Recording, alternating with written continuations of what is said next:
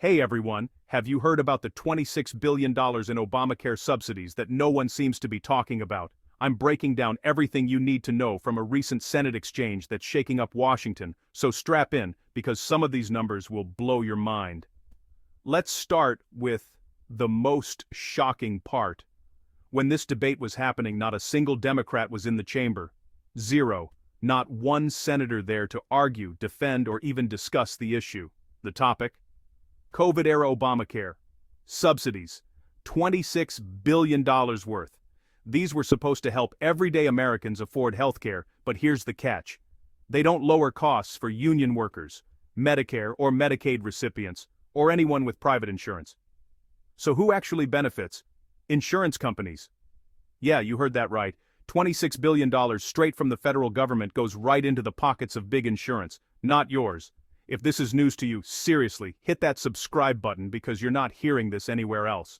The senator on the floor that day, he's the current chairman of the Health, Education, Labor, and Pensions Committee. A quick throwback, Bernie Sanders was the chairman back in 2022, the year these subsidies got extended. Now, here's where things get interesting. Democrats themselves voted to let these subsidies expire in 2025. That means the expiration date was their call.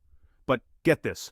There hasn't been a single hearing in 2024 about making these subsidies permanent or even extending them. No debate, no real plan, just radio silence. So what's going on behind the scenes? Democrats are playing shutdown politics. They're using the threat of a government shutdown as leverage, and regular folks, federal workers, Capitol Police, TSA agents, families on SNAP and Head Start programs are being used as bargaining chips. Their paychecks and livelihoods are on the line, all while politicians argue behind closed doors. It's wild. Here's the alternative being proposed. Instead of funneling $26 billion to insurance companies, why not give that money directly to families? Imagine empowering people to shop for the best healthcare, putting choice and control back in their hands. It's a totally different approach that could actually make a difference for real people. And here's the kicker. While these health subsidies are set to expire in 2025, Democrats decided to keep subsidies for electric vehicles going until 2032. So, luxury car buyers get government help for 7 more years, but working families could lose help paying for healthcare in just one. So there you have it, a quick breakdown of where $26 billion in Obamacare subsidies are really going, who benefits, and how political games are impacting people like you and me. If you want more updates on stories like this, hit subscribe and turn on notifications, and drop a comment below. Should these subsidies go to families instead of insurance companies? I want to hear what you think. Will the senator from Louisiana yield to some very quick questions? Yes, sir. First question I have for you, senators, how many Democrat colleagues are in the chamber today, right now? Unfortunately, none. So zero, not one single Democrat is in the chamber listening, debating, having a dialogue with you.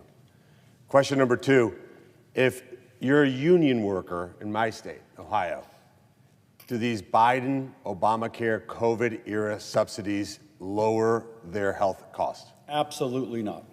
If you're somebody on Medicare, no matter where you are in America, do these COVID-era Biden, Obamacare subsidies lower your deductibles? Absolutely not.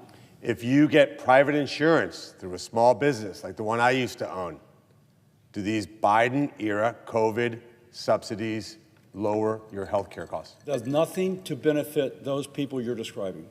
If you're unfortunately somebody who is having a tough time and you're on Medicaid, you're disabled, children, do these Biden-era COVID subsidies lower your deductibles or your out-of-pocket costs? No.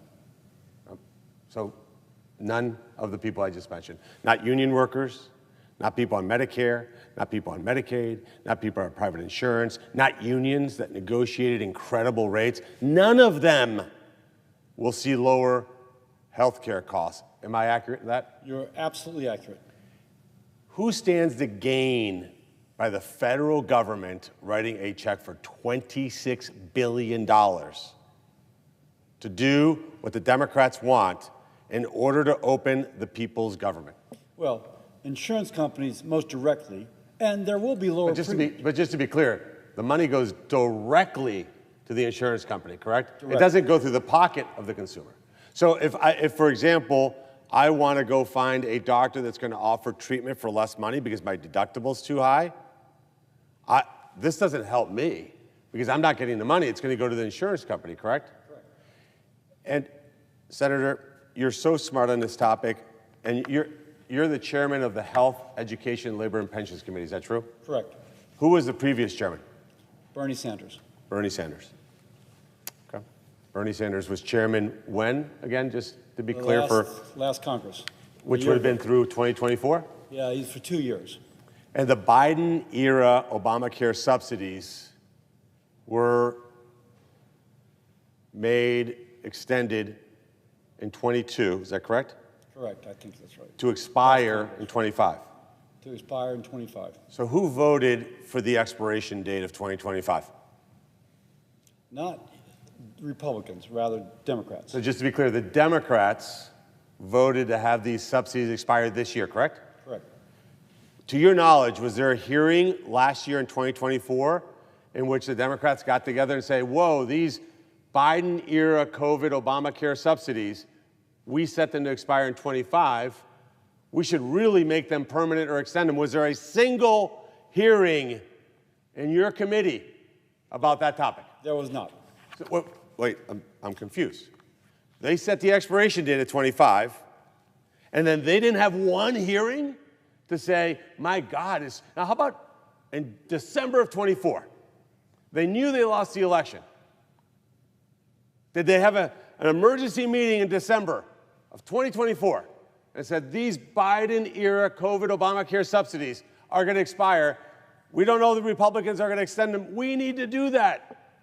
Did they add it to the continuing resolution that funded the government in December then, when they had total control of this chamber? Did they do it then? They did not. So this is a political stunt, and the American people need to see it for what it is.